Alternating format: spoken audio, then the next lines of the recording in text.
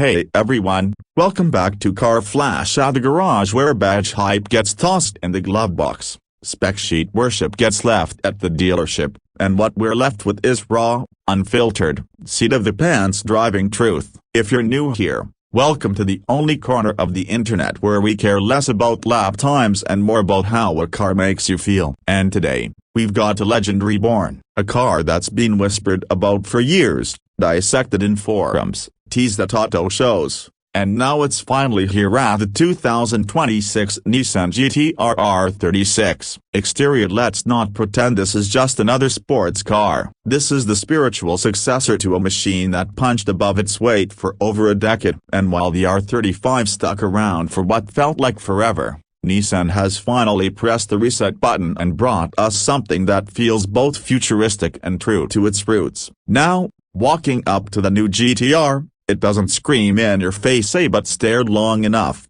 and it starts to flex. The front fascia is sharper, more aggressive, yet refined. Nissan didn't go full cyberpunk. Instead, they lean into a muscular sophistication. The LED headlights are razor thin, slicing into the fenders like samurai blades. The grille, wider, lower, and better integrated into the bumper array, finally giving the GT-R the predator look it's always deserved. Active aero flaps peek out from the lower intakes, whispering promises of track days and midnight runs. Move to the side and the silhouette feels familiar but more athletic. The proportions are tight, sculpted. There's a strong beltline that runs from the front fender to the taillight, giving the R36 a hunched, ready-to-pounce posture. The flared arches aren't cartoonishly wide, but they make a statement, housing massive 21-inch forged alloys wrapped in semi-slick performance rubber. Door handles sit flush now. Nissan's gone fully modern here, with clean surfacing and hidden aero tricks tucked all along the side skirts and rear fenders. At the rear,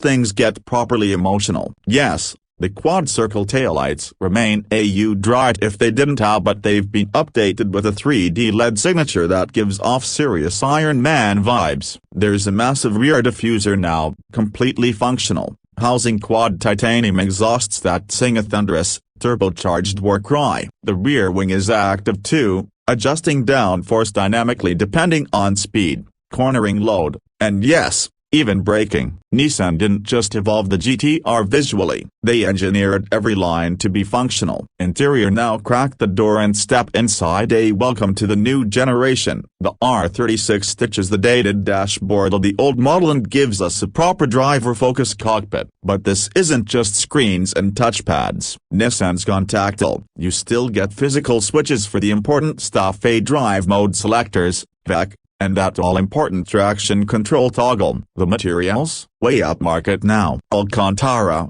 real carbon fiber, leather stitched with obsessive Japanese craftsmanship. No more rental car plastic. Finally, the instrument cluster is a fully digital 12.3-inch panel, customizable to show lap times, G-forces, boost pressure, or just your playlist. The infotainment system, much improved: a 10.8-inch touchscreen with Nissan's latest software, wireless Apple CarPlay, Android Auto, and a custom GT-R performance overlay that shows live engine data. And the seats, oh man, these seats heavily bolstered, breathable, and built to hold you through a 1.2G corner or a 500-mile road trip. The rear seats still exist, technically, but unless you're hauling kids or cargo, they're more of a suggestion than a practical feature. Now let's talk numbers. Because performance under the hood of the R36, there's been a seismic shift. Gone is the old 3.8-liter VR38 that, in its place, a new 3.0-liter twin-turbo V6 co-developed with input from the Formula E program. It's lighter, more efficient, and yes, hybridized. Before you scream sacrilege,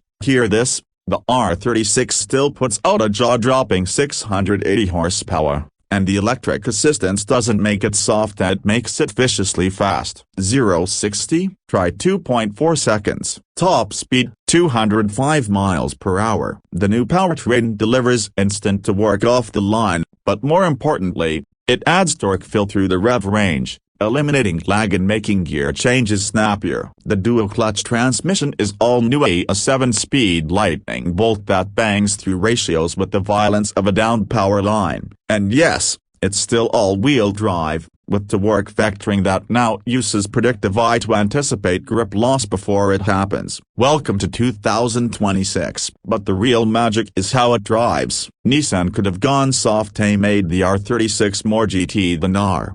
But the steering is laser precise, the chassis, tuned to be razor sharp, yet livable. There's an adaptive suspension system that reads the road 1,000 times per second and adjusts on the fly. On track, it's brutal, precise, unrelenting. On the street, it settles down and becomes a broken bar, dare I say it, comfortable. You can delete this thing. The hybrid system even lets you crawl through traffic in EV mode, but hit the red button on the wheel, and the beast wakes up. And what does all this cost? Well, here's where things get spicy. The base GT-R R36 starts at $145,000. Step up to the Track Edition A with carbon brakes, a wider front track, and less sound insulation. You're looking at $165,000. There's even a rumored Nismo Plus model in the works, which might push the envelope above $200,000. But when you stack that up against the Porsches,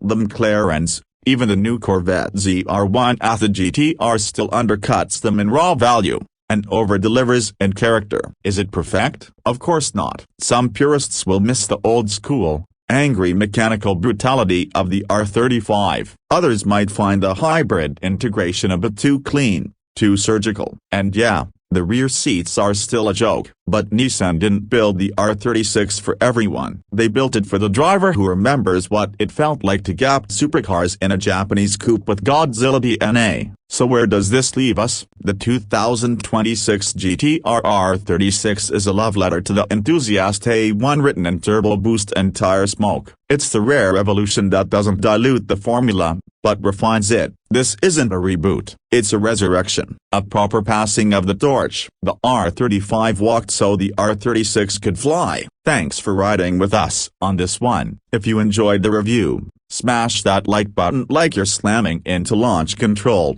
Subscribe to Car Flash for more no BS automotive reviews, and hit that bell so you never miss a gear shift. Drop your thoughts below. When you take the R36 over a Porsche 911 Turbo S, or are you holding out for an EV Godzilla down the road? Either way, keep your hands on the wheel, eyes on the apex, and we'll catch you in the next one. This is Car Flash, signing off.